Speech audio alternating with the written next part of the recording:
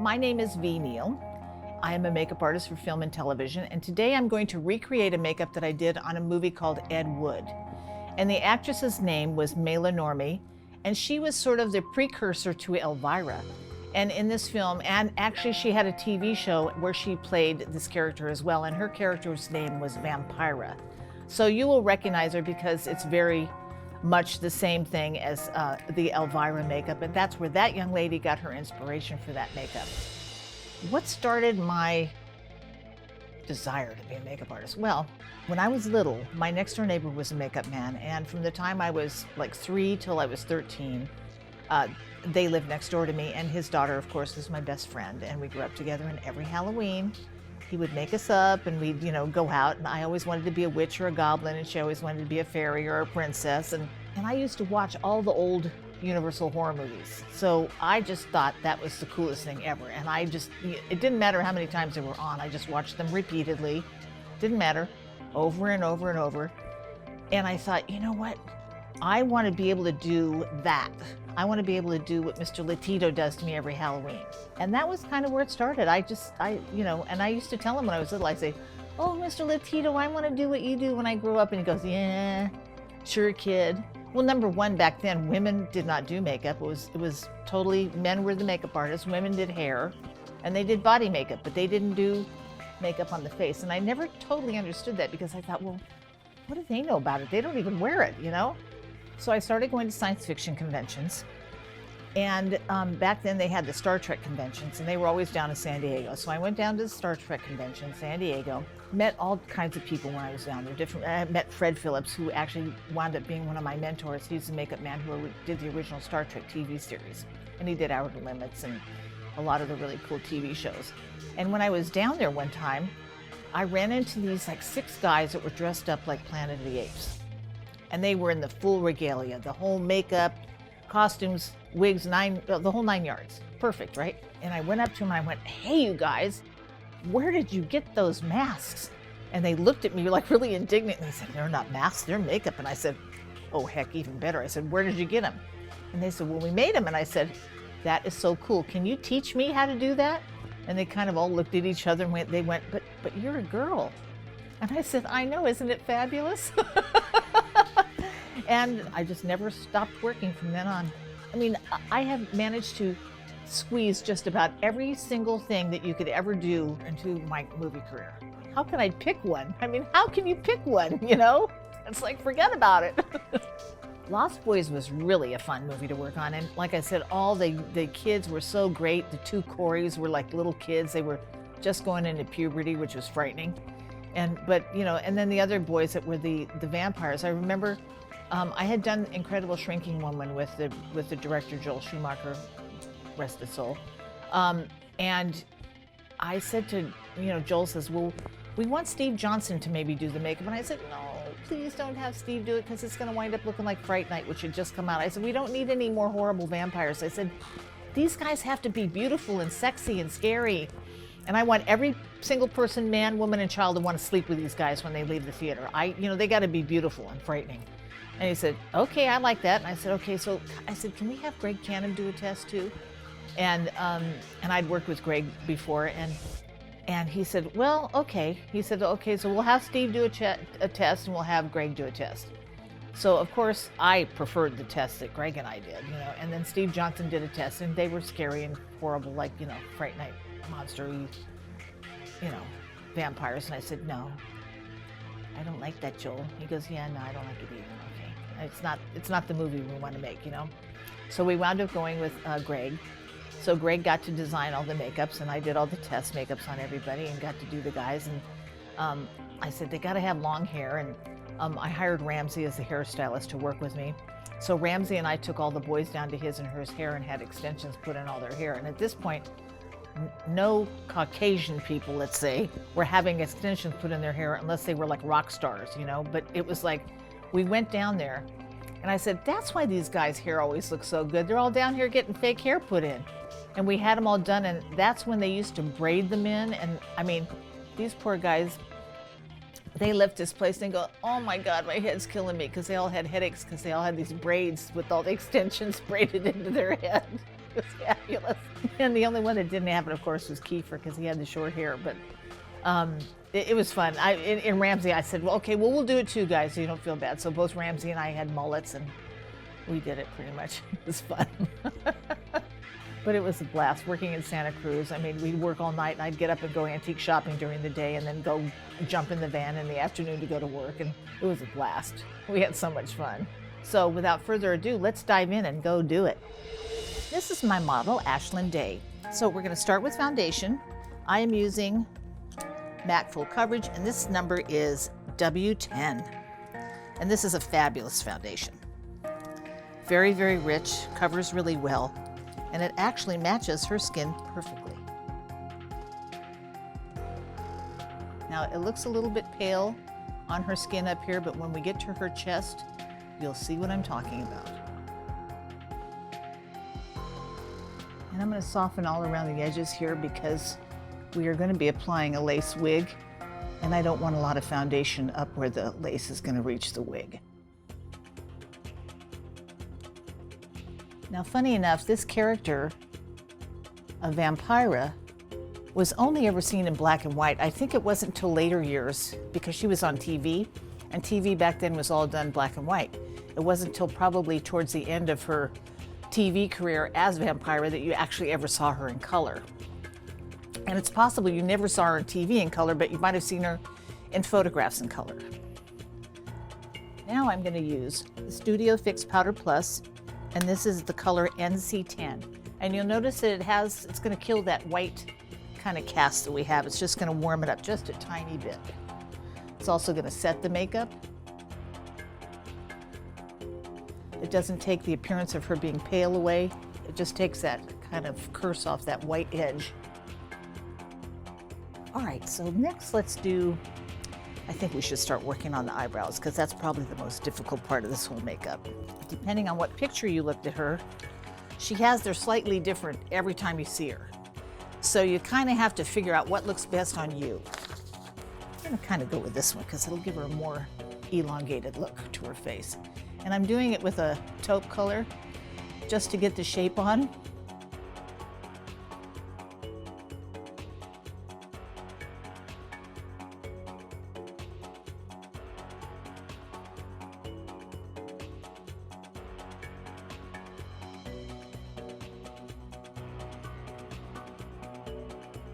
Oh, I can do this. Okay, I'm gonna leave that for now. I just wanted to get that shape in there. Like I said, you only ever saw her in black and white, so it's very difficult to tell if she had a lot of shading anywhere, which I don't really think she did. But because of the fact that Ashlyn's face is a little bit more heart-shaped than Mayla's was, I'm gonna go ahead and do a little bit of shading, but I'm gonna do it with a really soft color. So I'm gonna go ahead and use the sculpting palette, and I'm gonna use this one called Accentuate, which is a kind of a peachy color. It's this one right here.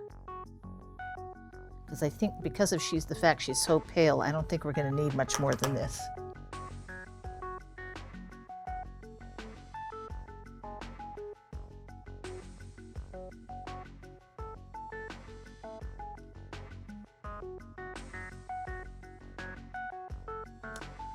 She also had very deep set eyes, so I'm going to use the same shading color around her eyes.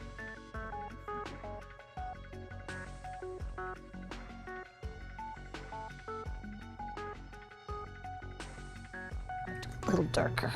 I'm going to use Kid, which is right here.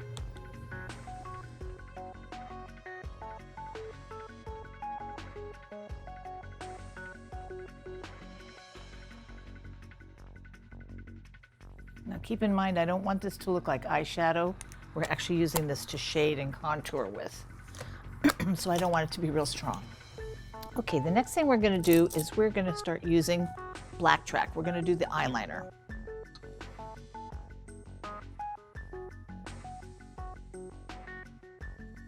And it wasn't really accentuated, it was a real simple cat eye. Sometimes she wore it stronger than other times, mostly just a simple, pretty little eyeliner, and she did the rest with her lashes. I kind of prefer using a product like this because you can control it a little bit better than the pens. They're very handy, but for you kids that are really used to using the pens, you can do it with a pen as well. I just prefer this because It's also blendable if you want to do something a little more soft looking. Okay, so next we're going to do the lashes, and I'm using lash 86. Now I might not use the entire lash, but I want to see what part of it's going to look the best. I like the way they have the flutter in it. And I'm going to use the black lash glue.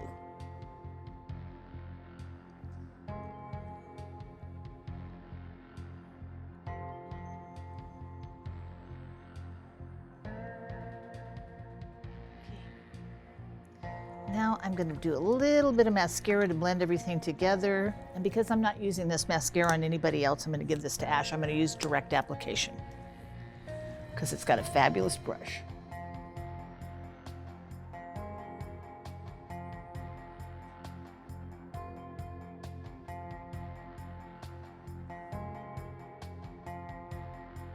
Really want to accentuate the lashes on the outer eye because that's what is her deal. Is having a lot of lash on the outside.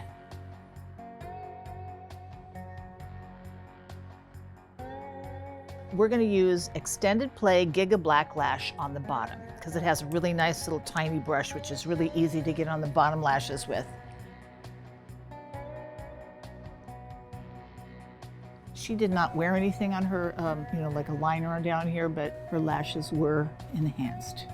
What's really nice about this is you can paint each one of the lashes with the tip of this brush.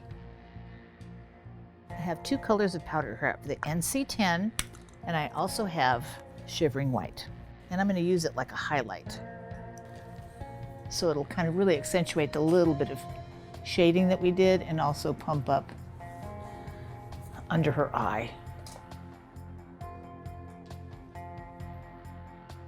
And Ashlyn is warming up really nicely to this makeup, so I can give it a little bit more powder.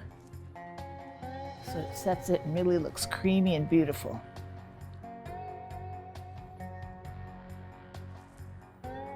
Okay, I'm gonna use black track on her eyebrows. I'm gonna be really brave.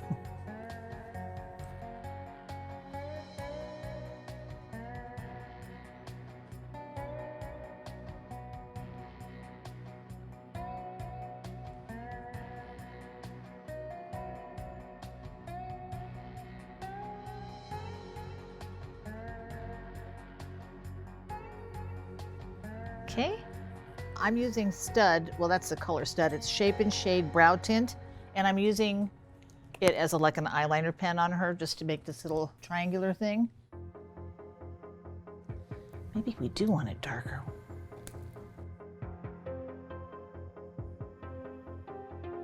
So I just went over it with Brush Black, 24-hour liner eyeliner.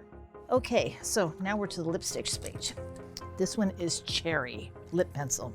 Now, she had a really bizarre lip line. It went down on the side. You can see this right here. She kind of like, most women want everything going up, but she made this go down. So this is what we're gonna do.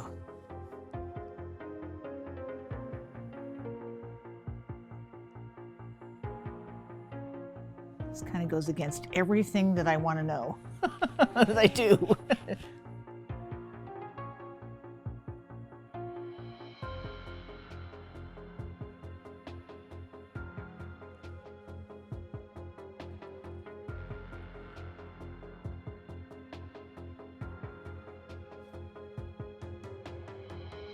Oh yeah. Good gosh, it's weird, right? I think because of the fact that she was seen in black and white a lot, she could possibly have used a much darker lipstick. But in the color photographs that I did see of her, she wore like a dark red lipstick, which was kind of about this color.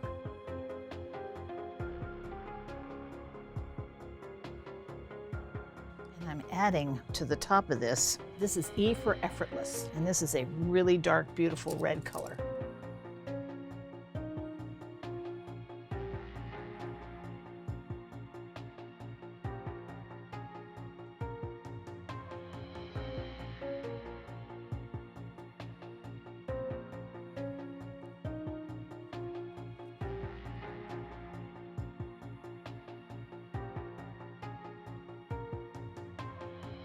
Okay, well, I think we might be finished with the makeup. We're gonna put the wig on.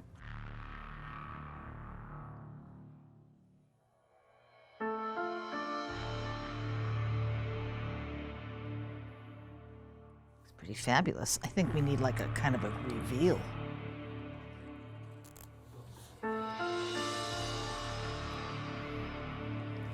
Perfect match. Lovely. Woohoo!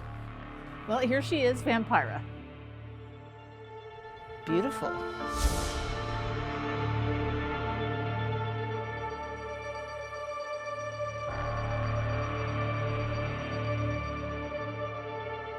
Thank you for spending some time with us. I hope you enjoyed the makeup. Have a really happy and safe Halloween. And for those of you who don't know where you can find me on Facebook and Instagram @TheRealV. And don't forget to follow me and follow MAC Cosmetics @MacPro. Thank you, you guys.